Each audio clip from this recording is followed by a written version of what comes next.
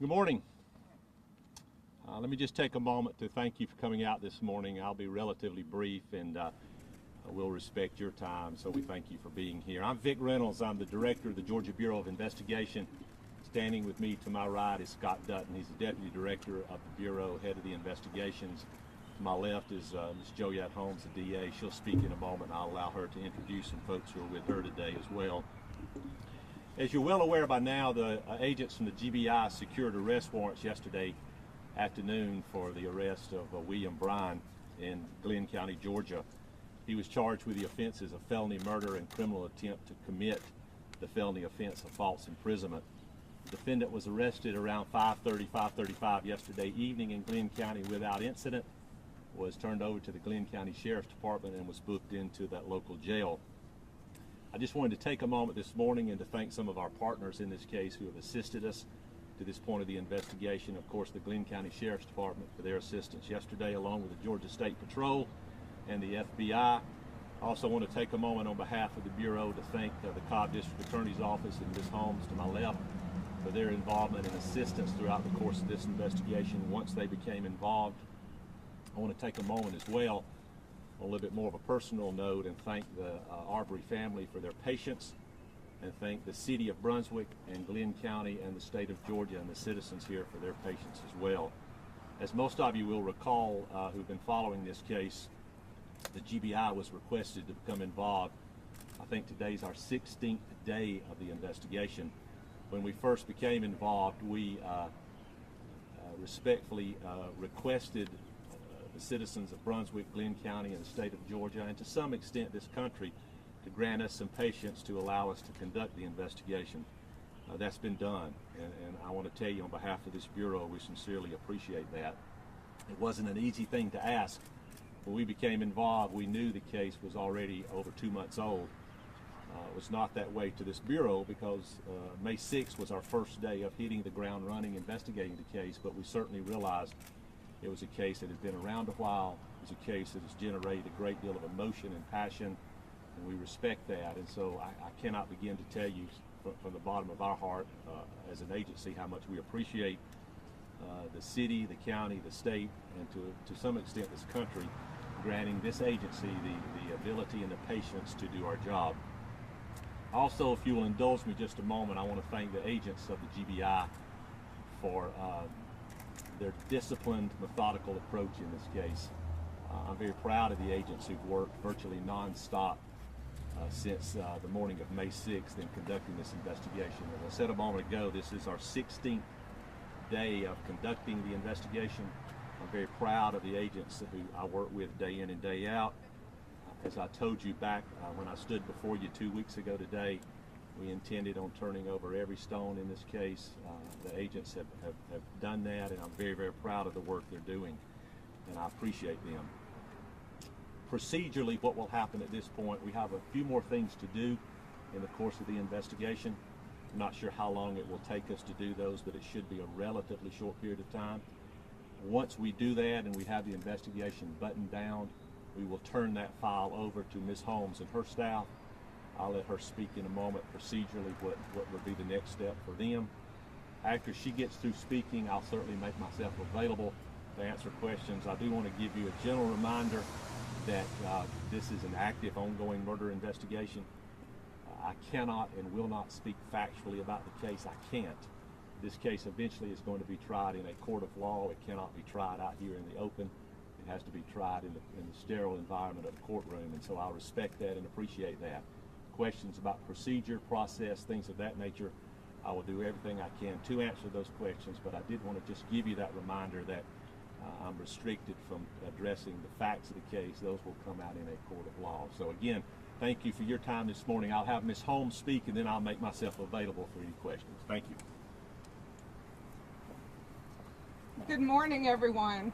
I'm Joyette Holmes, the District Attorney for the Cobb Judicial Circuit. Our office will be handling the prosecution of the case against those who are charged in the murder of Ahmaud Arbery. We have been grateful for the confidence that the Attorney General, Chris Carr, has put in our office to handle this case. As we've said before in our previous statements, that we are going to make sure that we find justice in this case. We know that we have a broken family and a broken community down in Brunswick.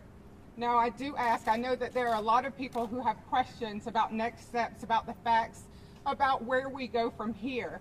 But we ask that you allow us to try those things in the courtroom for the sanctity of this case, and just making sure that we are able to do what we as prosecutors are called to do as ministers of justice. The GBI has been great in the 10 days that our office has been assigned to this case, in letting us have input and have discussions about where this case moves. They have been a wonderful partner to us in doing that. The Arbery family has certainly been grateful for the interest in this case, but again, as questions continue to come up, we prefer that we handle those in the courtrooms and in those next steps.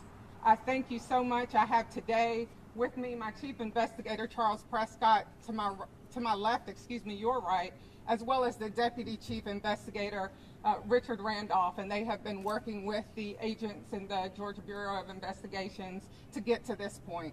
So thank you again. I appreciate the opportunity, Director Reynolds, to be here this morning to address some of those, and just to let everyone know that the confidence that I have in the office of the District Attorney in Cobb County and the team that we have assembled to prosecute this case.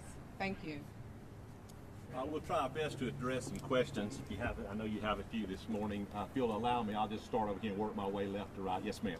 Was Mr. Bryan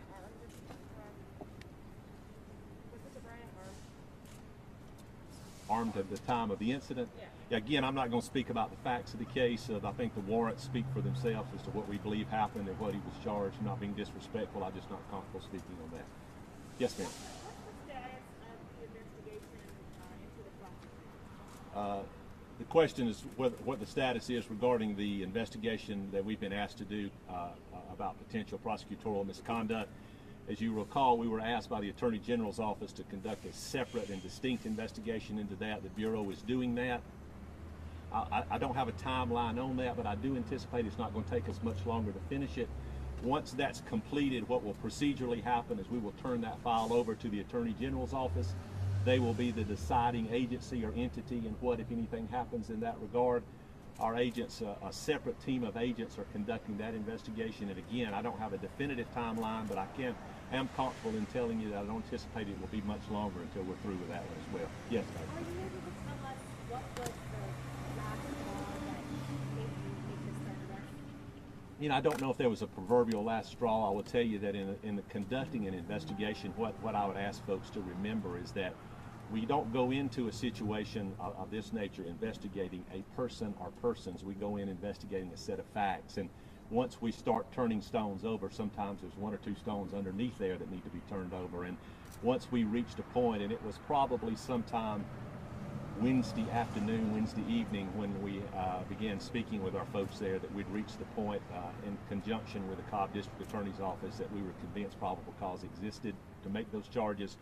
We proceeded to do that yesterday. It wasn't a proverbial last a moment of epiphany or anything of that nature. It was just an accumulation of various things that were there and various things we discovered over the last 16 days. Yes, ma'am. Mr. Bryan continuously said he was nothing more than a witness and did not know the McMichaels.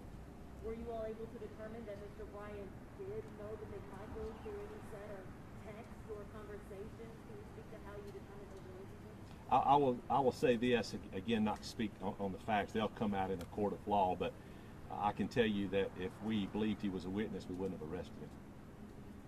You know, so there's probable cause, and we're comfortable with that. Yes, sir.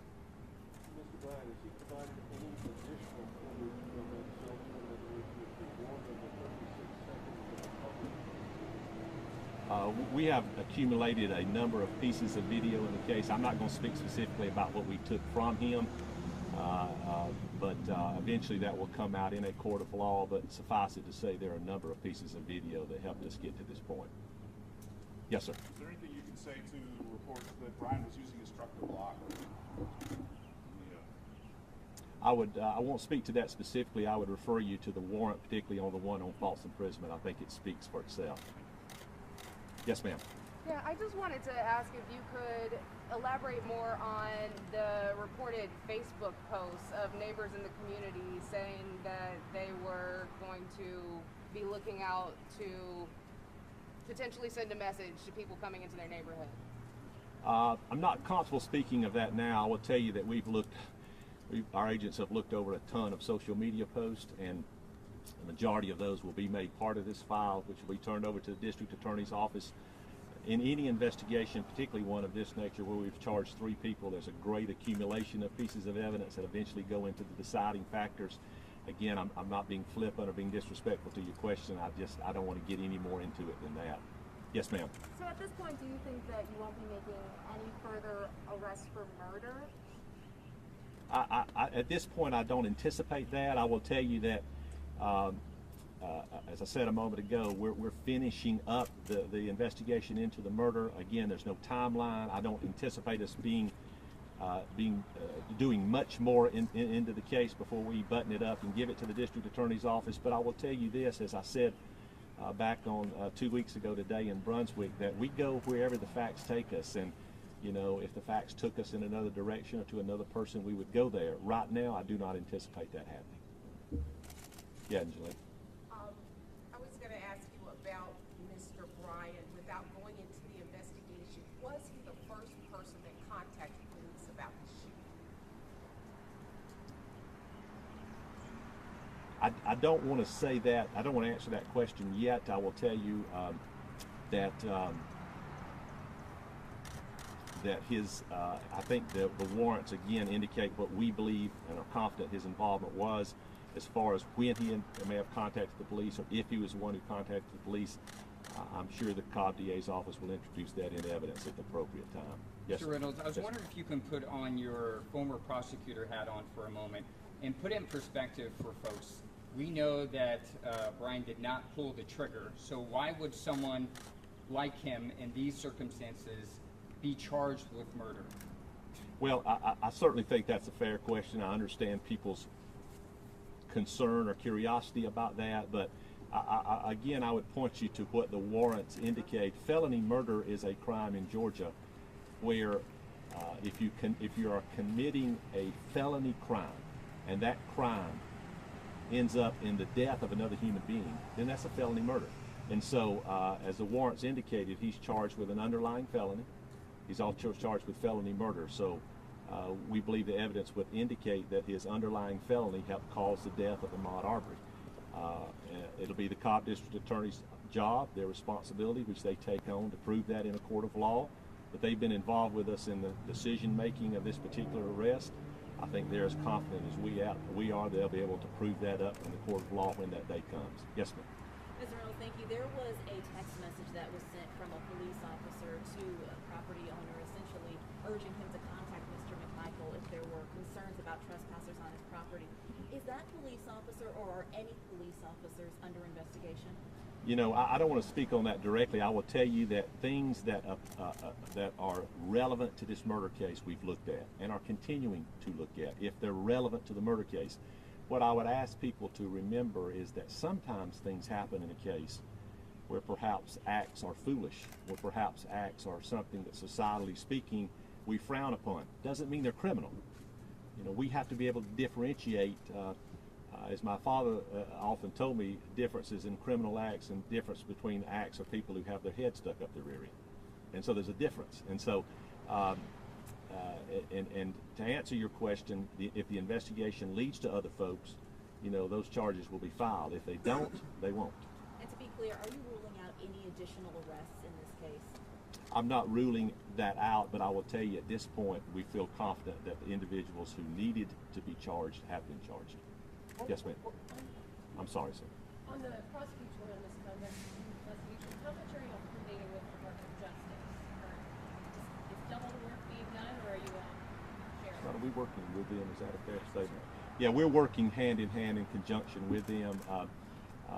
The federal authorities have always been great partners with the GBI. They are in this particular case as well.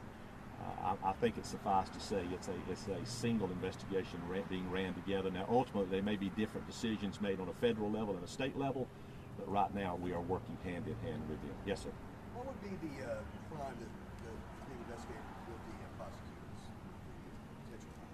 What would exactly be investigated? You know, if you will recall, what the request that came to the Bureau was to investigate whether or not there was any prosecutorial misconduct. Whether or not that leads to any criminal situations, Christian, I can't say at this point. I will tell you that the request was specific as to whether or not look at the conduct of the prosecutors involved on the front end of this case. We are doing that. We're interviewing individuals. We're putting that file together, and it'll be turned over to Chris Carr's office in the Attorney General. Question for Ms. Holmes. Yes. Ready to go. Ms. Holmes, are you considering a request for venue change for this trial? So it's a little early in the process to discuss the venue change. I anticipate that will come up, that motions will be filed to that effect. And when it happens, we'll go through the process of getting that done or not.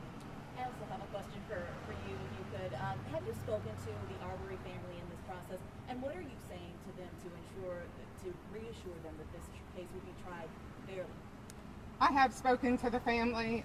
We started those conversations on the day that our office was appointed to handle this case. We've continued those conversations along with our team. They know and are aware that we have victim advocates in our office that are assigned specifically to their family to help them through the process so that they understand step by step what we are going to be doing. And so most of our conversations have been about that. A request also to help us to get to know Ahmaud. So as we go through this process, we can make sure that as the facts and the law come together, that we're doing the right thing by the case. When is the bond hearing and preliminary hearing going to be for the McMichaels? None have been scheduled as of yet. I do anticipate that counsel for each of the defendants in this case, that they will file a request for that.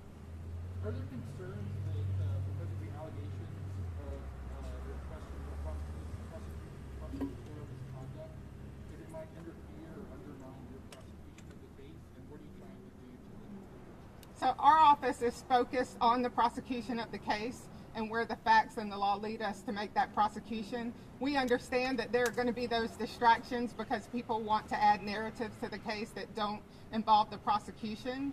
But we're doing the right thing by what we do. Our prosecutorial code of conduct requires that we be ministers of justice and seek that and only that in cases. So while it may be a distraction and people are talking about those things, we're not making that our priority, our primary focus.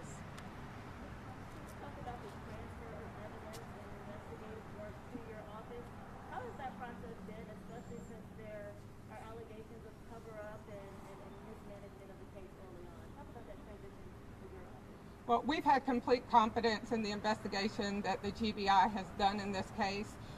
They have allowed us, certainly since we've been in the case, to talk through what that investigation has yielded thus far. But the discovery process and the full case file, that process is a little bit down the road. Did you have to go back to square one, essentially, given that there were so many issues early on in Glynn County? That's probably more of a question for the director, in that investigation started 16 days ago, a little bit before our office was involved. Well, following up on that just a little bit, can you talk about the role that your investigators will play in this? Will they be going back? Will they be gathering their own evidence, doing their own interviews? Well, right now they've worked in great collaboration with the agents in the GBI who have been working this case. So right now we're going to continue that.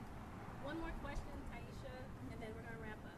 Many people have said that they would like to see the two DAs that recuse themselves under investigation. If they were to, would that be your office? No, it would not. Can you recap the two assistants' names real quickly for me behind you? My chief investigator is Charles Prescott, and my deputy chief investigator is Richard Randolph. Thank you. Mr. Randolph, could you talk about the search warrant that was served on the McMichaels home, and did that in any way play into the arrest of Mr. Bryan? You know, I'm not going to speak on what we found in that. That's something, again, factually, that'll have to come out in a court of law. I do want to wrap up and say this, and then I'll let you all get to your business. On behalf of the Bureau, I can't begin to tell you how much we appreciate the interest in this case. I know there's been a great deal. I will tell you that there's been a lot of questions posed to us. There's been a lot of phone calls made to us, and we appreciate the community's involvement. The reality is we make our decision based on facts in a case. And I will stand before you today and tell you that's exactly what we've done in this case. The agents have made arrests based on facts in the case. I'm proud of the fact that they haven't made any arrests based on any type of pressure, any type of social media, any type of phone calls or anything of that nature, and I think that's exactly the way the system works. I hope in the end that our involvement in this case, the way we've handled the case, hopefully brings an air of credibility to the criminal justice system, particularly here in our state. I'm very proud of the agents. I'm proud to partner with Ms. Holmes. Thank you for your time this morning, and I appreciate it. Thank you so much. Thank you.